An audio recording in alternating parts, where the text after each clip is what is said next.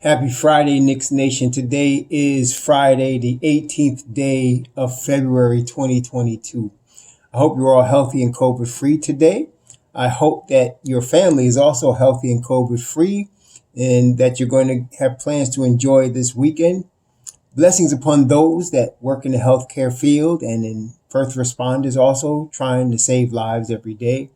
Blessings upon those also that pick up garbage for us to keep streets and sidewalks clean.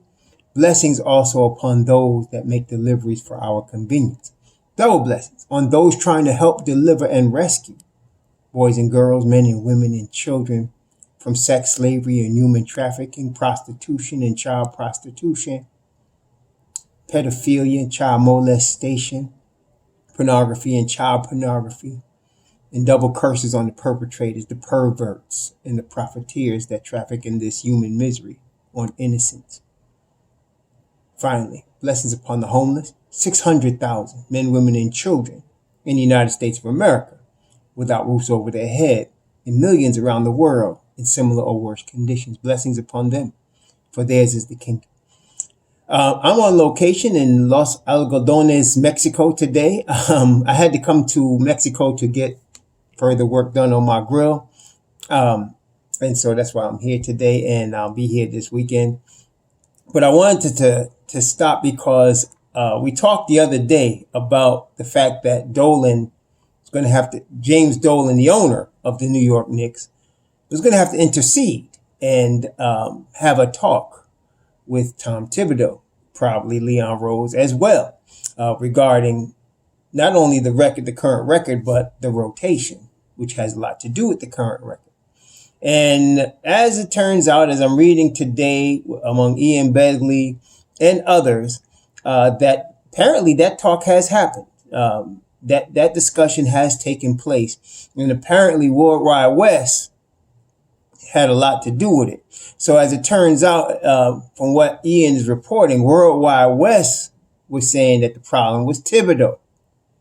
And it wasn't specific as to what Thibodeau was or was not doing, but I think as New York Knicks fans, we can see what he has been doing. And what he has been doing was relying very heavily on veterans in terms of there's only 6 real veterans on the Knicks, and he's been pushing them above the youth. Now, not only that, but some questionable decisions, such as, and by the way, before I continue, I'm not here to hate on Tom Thibodeau. I like Tom Thibodeau. I told you in the beginning, he's a coach I admire. I like defensive-oriented coaches, and I like defensive-oriented players, okay? And so, because in New York, if you're a longtime New York fan, Clyde Frazier, who is my favorite Knick of all time, was one of the premier defensive guards in the history of the NBA, okay? You know, that's where he made his mark. He was a defensive guru, defensive genius, a lockdown defender. Not just him, but all the Knicks that played at that time on the 2 championship teams played lockdown defense. Willis Reed, Dean Meminger, all them cats, Dave DeBusschere, they played lockdown defense. And then, of course, we know when Ewing came, we also returned to that under Pat Riley and Jeff Van Gundy as well. We have been missing it for a long time. To me, the defensive side of the basketball floor is a hallmark of the New York Knicks. So that's why I like Tom Thibodeau. Of course, he has his thorns, which is obvious. So one of them is that he pushes his vets. He doesn't push player development. Also, he plays a small rotation, a lot of minutes. And so in this case, we have 6 veterans. Basically we have Taj Gibson. We have you see, Julius can be counted as a veteran because he's in his 8th season, but he's still young. I think he just turned 28, so he's in his prime right now. But he's a veteran. And then, of course, you got Nerlens Noel, Taj Gibson. You got Derrick Rose. Who else? Evan Fournier, Alec Burks. These are the usual suspects in terms of the veterans that he likes to give heavy minutes to. Now, he does that when we have 9, as I mentioned, 9 kids that are 23 or younger on the roster. The biggest need, as I think universally agreed in terms of you had to pick a position that is the position of need for the New York Knicks, the biggest need is point guard. The Knicks have not had, we've had flashes of point guards. We had half a season of all-star level Ray Felton. We had Jason Kidd at the end of his career, for 1 year, one season. We had Stephon Marbury, Starbury really wasn't, he was an all-star and all that, but he didn't make the team better. The last point guard that we re-signed was Charlie Ward.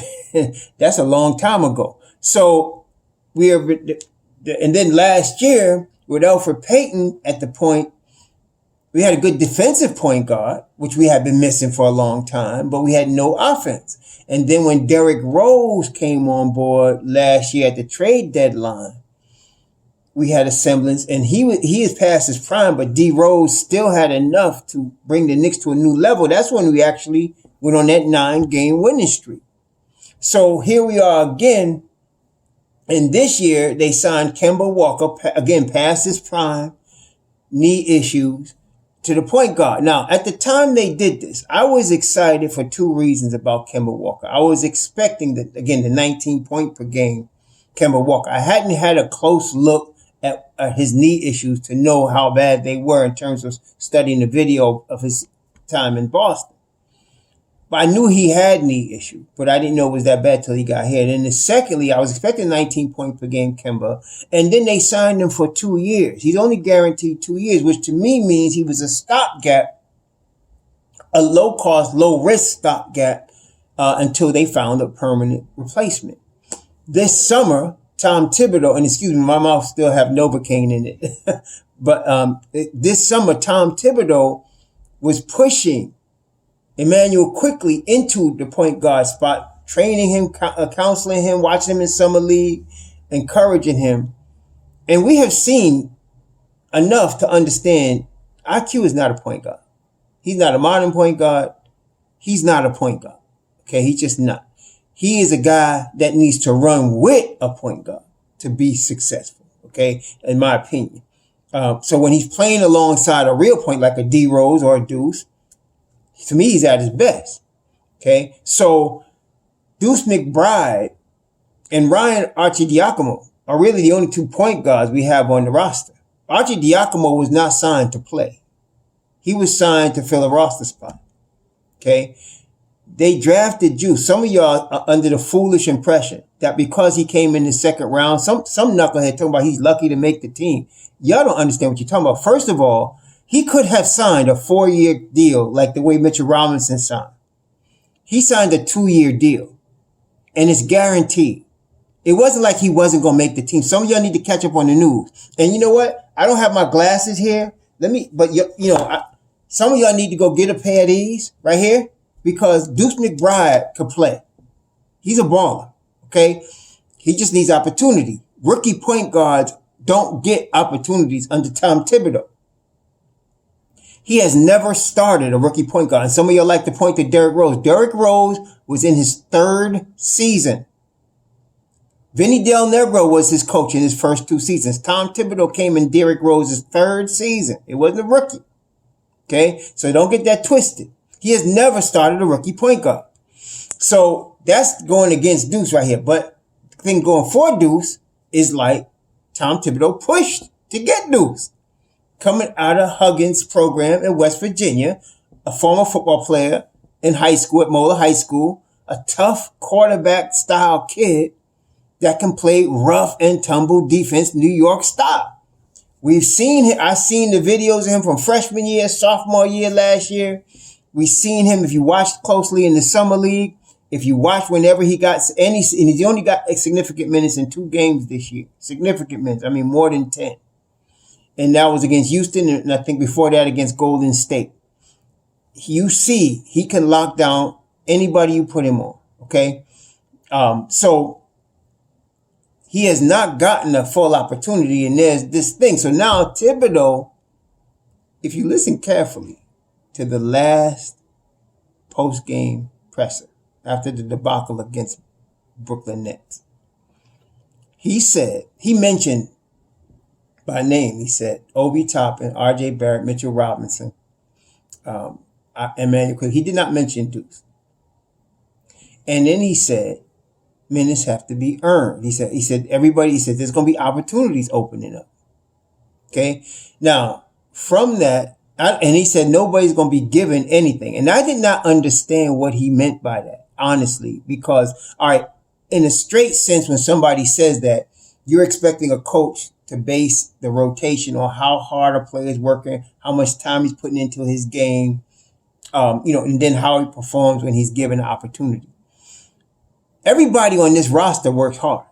There's nobody that's on Tom Thibodeau's roster that's been here since training camp that ain't working their butt off. They all work very hard, for every game, and they're not playing on the bench. They all work hard. And he himself has said that. It's not like I'm guessing. Tom Thibodeau has said, and he's named all the kids, and he said they all come in and they work really hard. So I'm not sure what he means about earned, except for Cam, because Cam hasn't been here long enough to earn anything as far as that type of system. But he better not sit Cam, because the whole reason they gave up the draft pick was to get Cam. So, and this is what y'all need to understand too. The Dallas pick that we used last year was flipped, and it became Quentin Grimes and Cam Reddish. That Dallas pick that we got last year, that became Quentin Grimes and Cam Reddish. Okay? Leon, see, y'all start tripping when you get angry and all of a sudden nothing's right with anybody, right? But let's keep a level head here. Leon has done a tremendous job drafted. He's done a tremendous job. And I love what he's done with the contracts. Even, this is show how bad some of these guys are, but the contracts were no contract is long term. Taj Gibson's only guaranteed this year. Derrick Rose is only guaranteed this year and next year. Nerlens Noel is the same. Evan Fournier is guaranteed for 2 more years after this season. He's the hardest one to move if you needed to move a contract. But the rest of them guys are on basically 2-year deals. It was just, he wasn't going to just give it away for, and give up draft capital to get rid of some of these guys. And I agree with that. But at the same time, Tom said he's going to push development. You never heard him talk. I've never heard him talk about development ever of young, and he named young players. Now, when he named Obi Toppin, I was like, so does that mean he's going to get more than 8 to 11 minutes a game? Because that's all he's been getting. But apparently he's averaging 15 minutes a game this season. But recently it's been shrinking. So let's see. And I think that 15 minutes a game is kind of deceiving because he played a lot of minutes during the COVID situation, right? A couple of games. But he's been getting basically 8 to 10 minutes a game. He needs more. Okay. We need to see some Cam. So in order for this to happen, and I think it's going to happen, you're going to see Deuce. Now, somebody mentioned, I think my brother from the KOT said, my man KOT said, Jay Ellis mentioned, or maybe it was Ryan G. Shout out Ryan G, Jay Ellis. Sir G is chilling. But one of them mentioned that he's probably going to start quickly at the point guard. And as much as I hate the idea of that, I have to be real. I think that's probably what he's going to do. But at the same time, with Derrick Rose coming back after the All-Star break, and from more reports, he will either, and it's interesting, he said he might be ready against Miami. And remember when he came last year in the trade, the first game he played was against Miami. That's interesting, isn't it? So he started last year. He came off the bench, but his first game as a Knick last year was in Miami. And so here we are again. But this time I think we're playing in the Garden. But if he's ready for that game, you're going to have Derrick Rose. Now, the normal rotation as far as guards, he has put either Kemba or Alec Burks at the point, and you had Derrick Rose and IQ playing together off the bench in the backcourt. Okay. I'm thinking you're going to have a Deuce with Derrick Rose if he's going to lean toward youth and development. Okay. And it's not, to me, it doesn't need to be drastic changes in terms of like a regular organization, but for Tom Thibodeau, it will be huge changes because he doesn't like these type of changes. This would also include the benching of Evan Fournier. which may cause a problem. They will have to talk to Evan Fournier. If that's going to happen, I would hope that they have a serious conversation with Evan Fournier during this break so that we get him on board. I think it's important if they're going to do that, we get him on board. You don't want Evan Fournier whining on the bench about not playing. Okay. You want him on board with this. So, and if you recall earlier this season, we were starting to get glimpses of smoke from him just because he wasn't playing the fourth quarters. Right now, he's been shooting the ball pretty good, but changes have to be made. And that's what Tom Thibodeau said. It's obviously not working. And some of y'all also got it twisted when I said they're not good enough. When I say they're not good enough, I mean the current rotation is not good enough. The starting five is not good enough. That's what I mean. I'm not saying we don't have talent on the team. We got enough talent.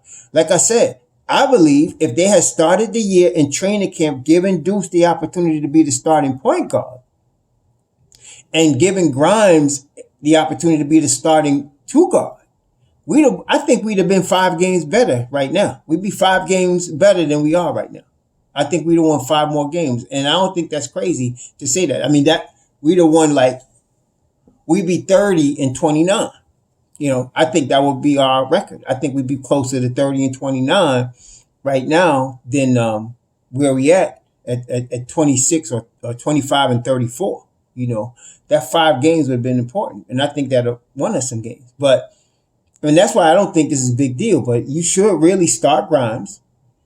You can't put Grimes back on the bench after what you've been seeing. And you're not going to sit RJ. So that means Fournier is out the lineup. He's out of the starting rotation. Okay. Now you combine that and you're probably going to get Emmanuel Quickly, Quentin Grimes, RJ Barrett, Mitchell Robinson, and Julius Randle. Julius is solidly behind Thibs because, as you know, Thibs treats him like his own son.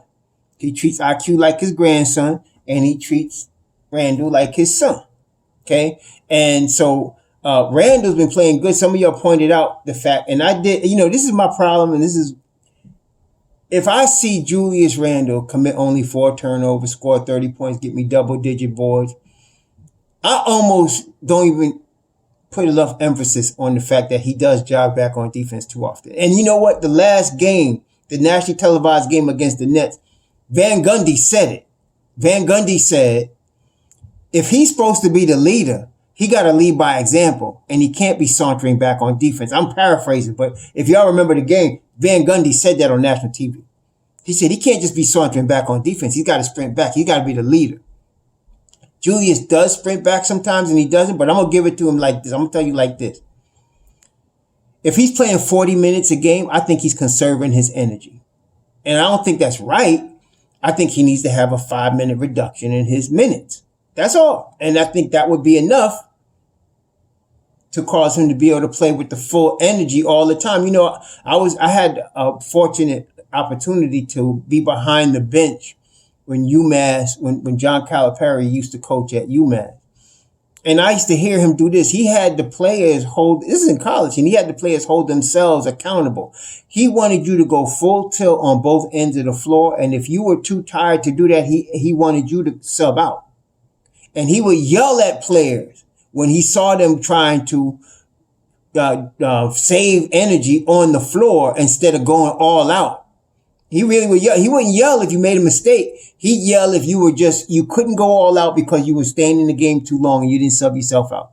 I never heard of that. And I thought that was excellent. I don't know if he still does it at Kentucky, but he did that at UMass. And I like that. But see, with Julius, with Tom paying him 40 minutes and 45 minutes and all of that, he's going to get tired. And so he's going to start to look to conserve energy. And that means a couple times of jogging back on defense. He ain't going to jog back offense because he wants the basketball, but he's going to jog back on defense. And so I'm hoping they can correct this over the but that he did do that a couple times. But other than that, he played really good against the Nets. And we can continue to get that from him. He'll buy in. He's already bought into Tom Thibodeau. Thibs loves him. So he's going to continue in his spot.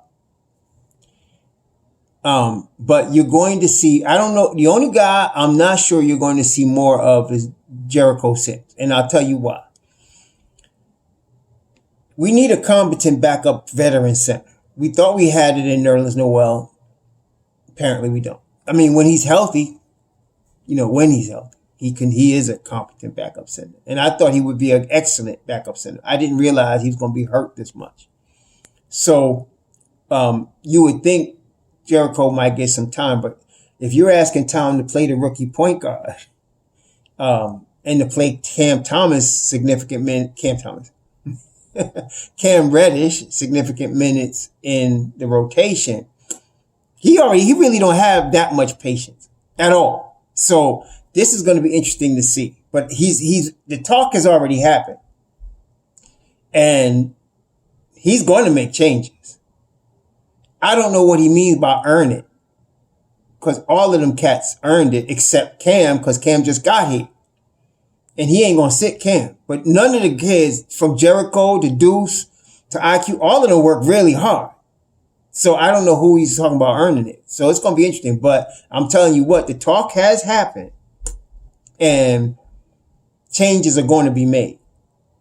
And I'm hoping to see more Deuce McBride. Because in terms of the point guard, I really believe we have the answer in Deuce McBride. I believe we do. But even if we don't, we should find out. I mean, even those of y'all that are down on Deuce, and I don't know whether you're down on Deuce because you haven't seen him or because I recommend him, and some of y'all, there's just, there's a section in Knicks Nation that's just plain haters. I find it pretty funny. But some people, they get off just being negative. So if I said it's black, they'll say it's white. If I say it's blue, they'll say it's red. So some people, because I like Deuce, Deuce stink. There's plenty like that. And that's all good. But to me, whether you like him or don't like him, he should get an opportunity to play. The reason he was picked in the second round, this was a stopped draft. I liken this draft to a gold rush, where the gold was so thick in the river, all you had to do is put your cup in and you was getting nuggets. Didn't matter where you picked. This past draft, you ain't going to see a draft like this for a minute. It was stacked this past draft. Really was. If Deuce McBride was in this coming draft, he'd be in the first round. Maybe even in the top 15. But he'd be in the first round for sure if he was coming in this year's draft. So last year, don't get that second round stuff twisted. I mean, it was a really stocked draft last year. Quentin Grimes went at the end of the first round. And he had projected to even go in the second with some mock drafts last year. So there's all that. So I think we have the answer. We just have to give this kid the chance.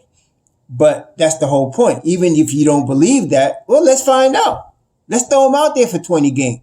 It ain't like the Knicks winning the championship this year. Throw him out there for 20 games and let's see what happens. If he busts it out, we got our point guard. If he doesn't, okay, plan B, Jalen Brunson or whatever. We could go do that. But I think we might have the guy already.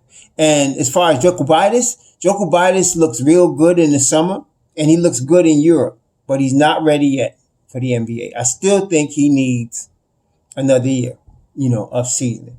And I'm not thinking he's going to be a superstar, but I think he's going to be really good. He's going to be a crafty dude. He's going to be one of them crafty, point guards. Like Jalen Brunson, a younger version. Jalen Brunson's only 25, but I think Luke Roku is only like 20, 21.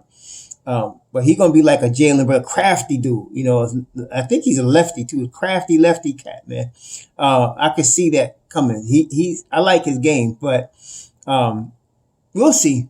But I think he needs another year of seasoning before he's ready to play. But I think we got the answer already in Deuce McBride. And I'm not even mentioning his G League stats because I'm not surprised at the G League stats. That doesn't surprise me at all. I expect him to do what he's doing there because he's that kind of talent.